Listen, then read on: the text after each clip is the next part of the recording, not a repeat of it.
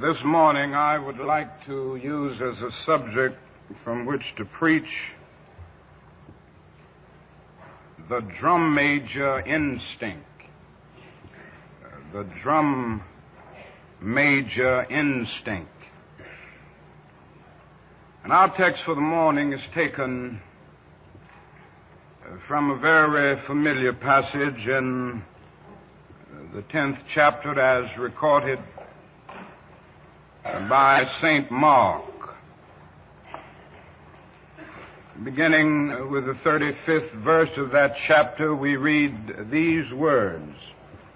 And James and John, the sons of Zebedee, came unto him, saying, Master, we would that thou shouldest do for us whatsoever we shall desire.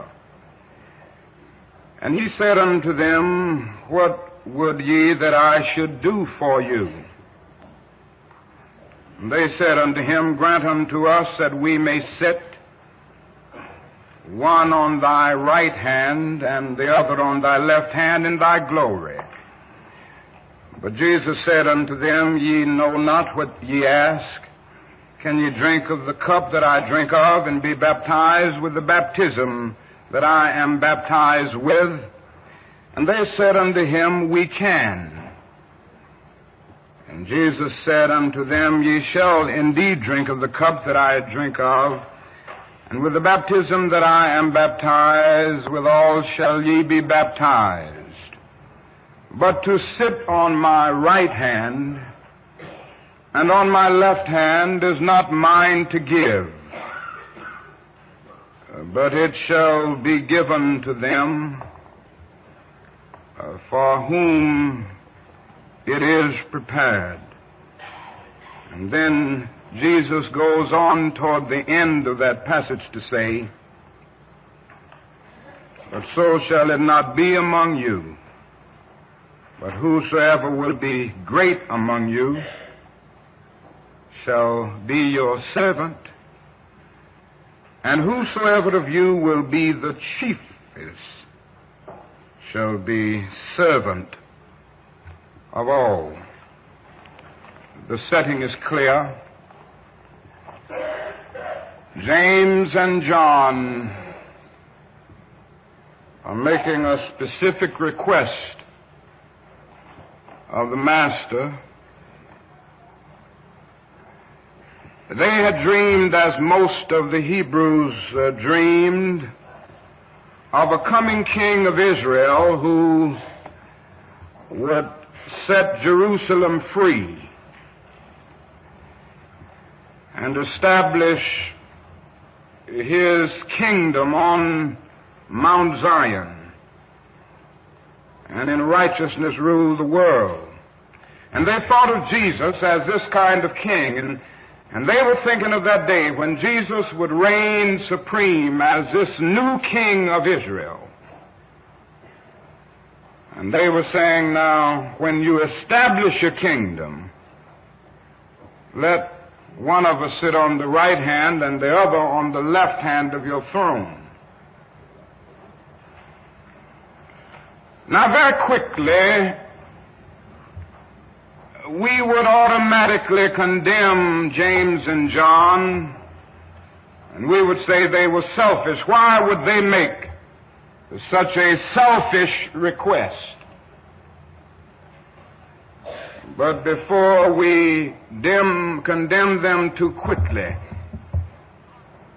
let us look calmly and honestly at ourselves, and we will discover that we too have those same basic desires for recognition, for importance, that same desire for attention, that same desire to be first. Of course, the other disciples got mad with James and John, and you can understand why, but we must understand that we have some of the same James and John qualities. And that is deep down within all of us an instinct. It's a kind of drum major instinct, a desire to be out front, a desire to lead the parade, a desire to be first. And it is something that runs the whole gamut of life. And so before we condemn them, let us see that we all have the drum major instinct. We all want to be important, to surpass others, to achieve distinction, to lead the parade. Alfred Adler, the great psychoanalyst, contends that this is the dominant impulse. Sigmund Freud used to contend that sex was the dominant impulse, and Adler came with a new argument saying that this quest for recognition, this desire for attention, this desire for distinction is the basic impulse, the basic drive of human life, this drum major instinct. And you know, we began early to ask life to put us first. Our first cry as a baby was a bid for attention. And all through childhood, the drum major impulse or instinct is a major obsession. Children ask life to grant them first place. They are a little bundle of ego. They have innately the drum major impulse or the drum major instinct. Now, in adult life, we still have it, and we really never get by it. We like to do something good, and you know, we like to be praised for it. Now, if you don't believe that, you just go on living life, and you will discover very soon that you like to be praised. Everybody likes it, as a matter of fact. And somehow this warm glow we feel when we are praised or when our name is in print is something of the vitamin A to our ego. Nobody is unhappy when they are praised, even if they know they don't deserve it, and even if they don't believe it. The only unhappy people about praise is when that praise is going too much towards somebody else. But everybody likes to be praised because of this real drum major instinct. Now, the presence of the drum major instinct is why so many people are joiners. You know, there are some people who just join everything. And it's really a quest for attention and recognition and importance. And they get names that give them that impression. So you get your groups, and they become the grand patron. And the little fellow who is henpecked at home needs a chance to be the most worthy of the most worthy of something. It is the drum major impulse and longing that runs the gamut of human life. And so we see it everywhere, this quest for recognition, and we join things, overjoin really, that we think that we will find that recognition in. The presence of this instinct explains why we are so often taken by advertisers. You know, those gentlemen of massive verbal persuasion. And they have a way of saying things to you that kind of gets you in the bind. In order to be a man of distinction, you must drink this whiskey. In order to make your neighbors envious, you must drive this type of car. In order to be lovely to love, you must wear this kind of lipstick or this kind of perfume. And you know, before you know it, you're just buying that stuff. That's the way the advertisers do it. I got a letter the other day, and it was a magazine coming out, and opened up, Dear Dr. King, as you know, you are on many mailing lists, and you are categorized as highly intelligent, progressive, a lover of the arts and the sciences, and I know you will want to read what I have to say. Of course I did. After you said all of that and explained me so exactly, of course I wanted to read it. But very seriously, it goes through life. The drum major instinct is real. And you know what else had happened or causes happen to happen? It often causes us to live above our means. Make it plain. It's nothing but the drum major instinct. Yeah. You ever see people buy cars that they can't even begin to buy in terms of their income? You've seen people riding around in Cadillacs and Chryslers who don't earn enough to have a good T Model Ford. Make it plain. Make it plain. But it feeds a repressed ego. You know, economists tell us that your automobile should not cost more than half of your annual income. So if you make an income of $5,000, your car shouldn't cost more than about $2,500. That's just good economics. And if it's a family of two and both members of the family make $10,000, they would have to make out with one car. That would be good economics, although it's often inconvenient.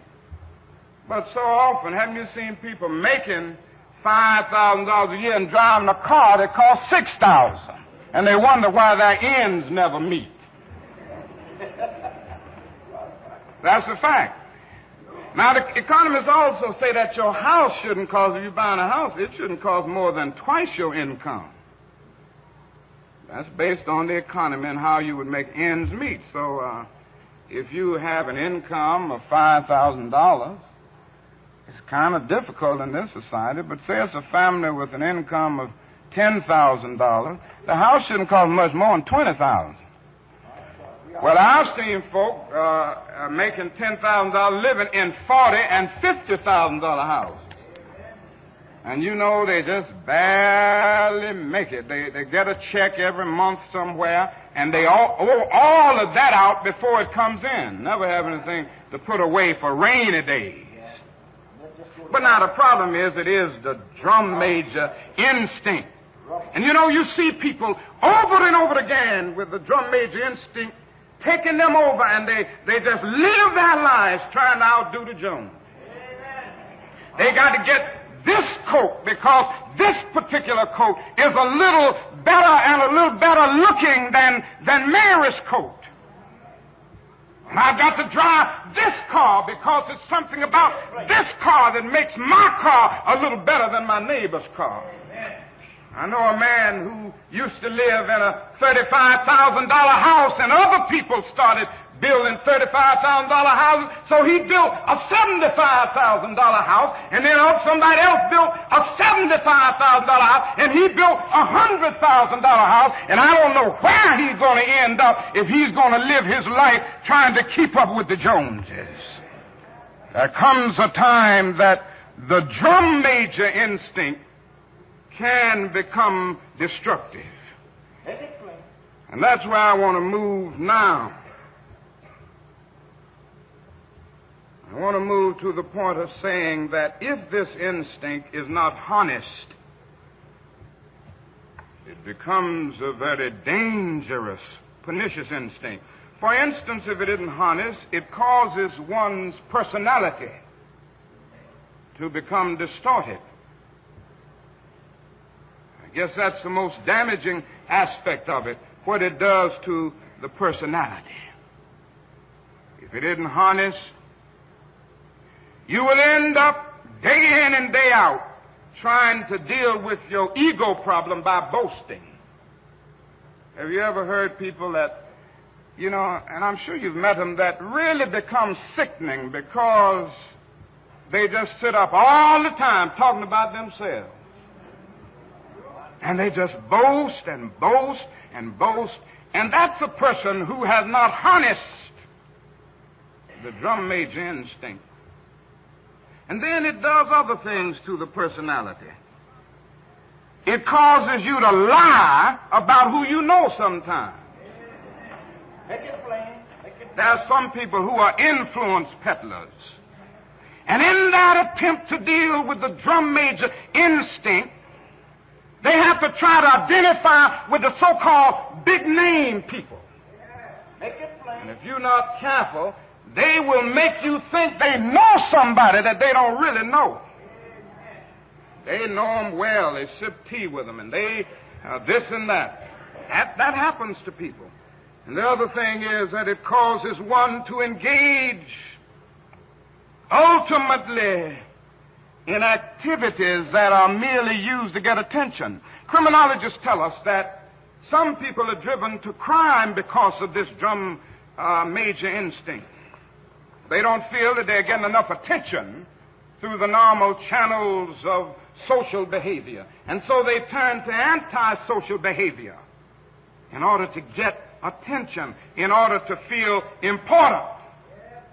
And so they get that gun, and before they know it, they rob the bank in a quest for recognition, in a quest for importance. And then the final great tragedy of the distorted personality is the fact that when one fails to harness this instinct, he ends up trying to push others down in order to push himself up. And whenever you do that, you engage in some of the most vicious activities. You will spread evil, vicious, lying gossip on people because you're trying to pull them down in order to push yourself up. Make it plain. The great issue of life is to harness the drum major instinct.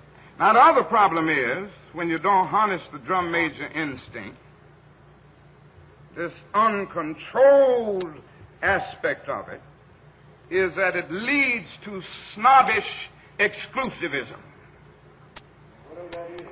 It leads to snobbish exclusivism. Make it plain. Now, you know, this is the danger of social clubs and fraternities. I'm in a fraternity. I'm in 2 or 3. For sororities and all of these. I'm not talking against them. I'm saying it's the danger. The danger is that they can become forces of classism and exclusivism, where somehow you get a degree of satisfaction because you are in something exclusive, and that's fulfilling something, you know. That I'm in this fraternity, and it's the best fraternity in the world, and everybody can't get in this fraternity. So it ends up, you know, a very exclusive kind of thing. And you know, that can happen with the church. I know churches get in that bind sometimes. Make it plain. I've been to churches, you know, and they say, we have so many doctors and so many school teachers and so many lawyers and so many businessmen in our church. And that's fine, because doctors need to go to church, and lawyers and businessmen, teachers, they ought to be in church. But they say that, even the preacher sometimes will go all through that. They say that as if the other people don't count. The church is the one place where the doctor ought to forget that he's a doctor. The church is the one place where the PhD ought to forget that he's a PhD. The church is the one place that the school teacher ought to forget the degree she has behind her name. The church is the one place where the lawyer ought to forget that he's a lawyer. And any church that violates the whosoever will let him come doctrine is a dead cold church, and nothing but a little social with a thin veneer of religiosity. The church is true to its so it will let him come. Not whosoever will let him come. And it does not suppose to satisfy the perverted uses of the drum major instinct. It's the one place where everybody should be the same, standing before a common master and savior. And a recognition grows out of this that all men are brothers because they are children of a common father. The instinct leads to exclusivism. instinct lead one feel and can lead one to feel that because he has some training, he's a little better than that person who doesn't have it.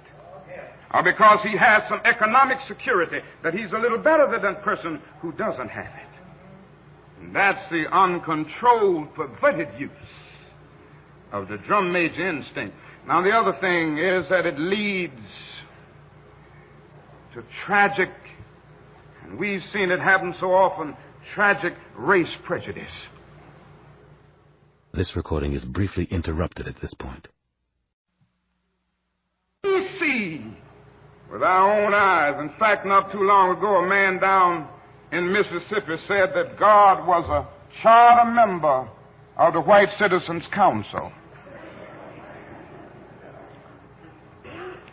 And so, God being the charter member means that everybody who's in that has a kind of divinity, a kind of superiority. And think of what has happened in history as a result of this perverted use of the drum major instinct. It's led to the most tragic prejudice, the most tragic expressions of man's inhumanity to man. The other day I was saying, I always try to do a little converting when I'm in jail.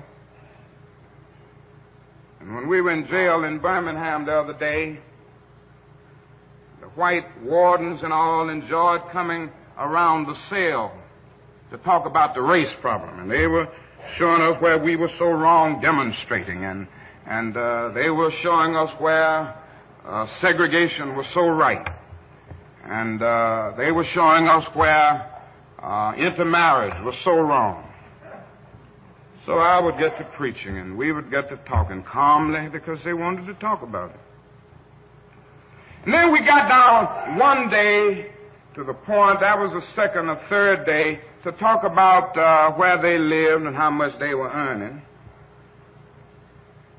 And when those brothers told me what they were earning, I said, now, you know what? You ought to be marching with us. You just as poor as Negro. And I said, you are put in the position of supporting your oppressor, because through prejudice and blindness you fail to see that the same forces that oppress Negroes in American society oppress poor white people. And all you are living on is the satisfaction of your skin being white and the drum major instinct of thinking that you are somebody big because you're white. And you're so poor you can't send your children to school. You ought to be out here marching with every one of us every time we have a march. Now that's a fact. The poor white has been put into this position where through blindness and prejudice he is forced to support his oppressors. And the only thing he has going for him is the false feeling that he's superior because his skin is white and can hardly eat and make his ends meet week in and week out. Now, not only does it stop, not only does this thing go into the racial struggle, it goes into the struggle between nations. And I would submit to you this morning that what is wrong in the world today is that the nations of the world are engaged in a bitter, colossal contest for supremacy. And if something doesn't happen to stop this trend, I'm sorely afraid that we won't be here to talk about Jesus Christ and about God and about brotherhood too many more years. If somebody doesn't bring an end to this suicidal thrust that we see in the world today, none of us are going to be around, because somebody's going to make the mistake through our senseless blunderings of dropping a nuclear bomb somewhere, and then another one is going to drop, and don't let anybody fool you. This can happen within a matter of seconds. They have 20 megaton bombs in Russia right now that can destroy a city as big as New York in 3 seconds with everybody wiped away in every building. And we can do the same thing to Russia and China. But this is where we are drifting, and we are drifting there Because nations are caught up with the drum major instinct. I must be first. I must be supreme. Our nation must rule the world. And I am sad to say that the nation in which we live is the supreme culprit. And I'm going to continue to say it to America. Because I love this country too much to see the drift that it has taken. God didn't call America to do what she's doing in the world now. God didn't call America to engage in a senseless, unjust war as the war in Vietnam. And we are criminals in that war. We have committed more war crimes almost than any nation in the world. And I'm going to continue to say it. And we won't stop it because of our pride and our arrogance as a nation. But God has a way of even putting nations in their place. The God that I worship has a way of saying, don't play with me. He has a way of saying, as the God of the Old Testament used to say, the Hebrews, don't play with me, Israel. Don't play with me, Babylon. Be still and know that I'm God. And if you don't stop your reckless course, I'll rise up and break the backbone of your power. And that can happen to America. Every now and then I go back and read Gibbon's Decline and Fall of the Roman Empire. And when I come and look at America, I say to myself, the parallels are frightening. We have perverted the drum major instinct. But let me rush on to my conclusion because I want you to see what Jesus was really saying. What was the answer that Jesus gave these men? It's very interesting. One would have thought that Jesus would have condemned them. One would have thought that Jesus would have said, you're out of your place. You're selfish. Why would you raise such a question? But that isn't what Jesus did. He did something altogether different. He said in substance, oh, I see. You want to be first? You want to be great? You want to be important? You want to be significant? Well, you ought to be. If you're going to be my disciple, you must be. But he reordered priorities. And he said, yes, don't give up this instinct. It's a good instinct if you use it right. Yes. It's a good instinct if you don't distort it and pervert it. Don't give it up. Keep feeling the need for being important. Keep feeling the need for being first. But I want you to be first in love. I want you to be first in moral excellence. I want you to be first in generosity. That is what I want you to do. And he transformed the situation by giving a new definition of greatness. And you know how he said it? He said, now, brethren, I can't give you greatness. And really, I can't make you first. This is what Jesus said to James and John. You must earn it. True greatness comes not by favoritism, but by fitness. And the right hand and the left are not mine to give. They belong to those who are prepared. And so Jesus gave us a new norm of greatness. If you want to be important, wonderful. If you want to be recognized, wonderful. If you want to be great, wonderful. But recognize that he who is greatest among you shall be your servant. That's a new definition of greatness. And this morning, the thing that I like about it, by giving that definition of greatness, it means that everybody can be great. Because everybody can serve. You don't have to have a college degree to serve. You don't have to make your subject and your verb agree to serve.